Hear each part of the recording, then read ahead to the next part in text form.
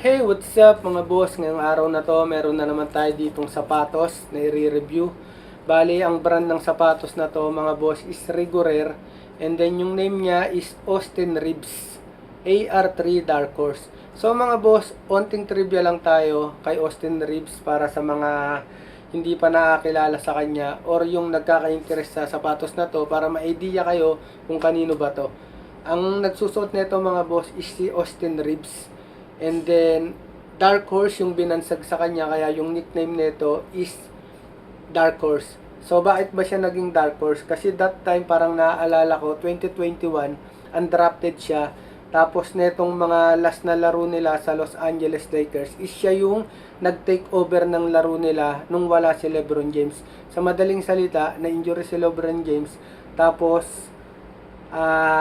ang core na inasahan is siya. Kumbaga siya yung naging core that time. Siya yung naging top scorer. Kaya nabuhat niya yung team. And then ang pagkakaalam ko ngayon parang may extension max offer siya parang $180 million dito rin sa Los Angeles Lakers. So mga boss, balik tayo sa sapatos na to. Baling sapatos na to, titigan nyo lang. Ayan o.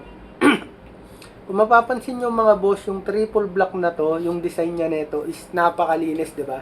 Tapos iisipin ninyo na premium material siya na pricey.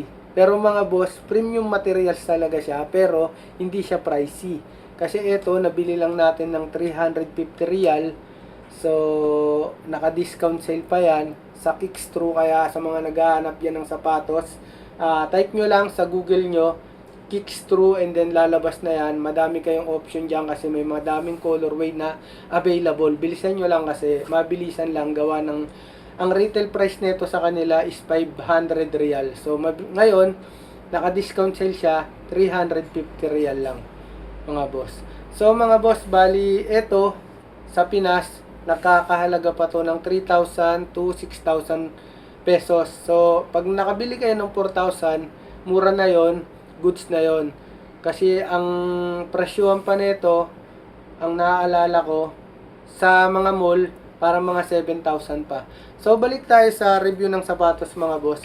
Bali yung kanyang insole, ayan, may kita nyo. May Dark Horse yan, ayan. And then, tapos yung traction nito mga boss, napaka-solid.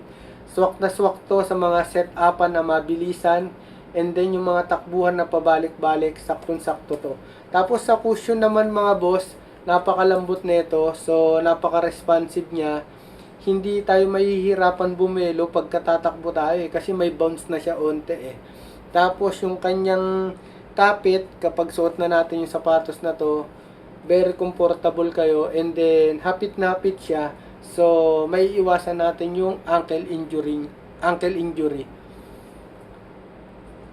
So ayun lang, kaya sa mga gustong nagbabalak bumili ng sapatos ng mga triple black, isama nyo to sa pagpipilian nyo kasi napakaganda na ito mga boss, maniwala kayo sa akin. Bali, ayun lang, pagka gusto niyo ng mga magagandang sapatos, abang lang kayo. This September, meron akong mga ipopost na mga bagong dating ko ng mga 361 degree.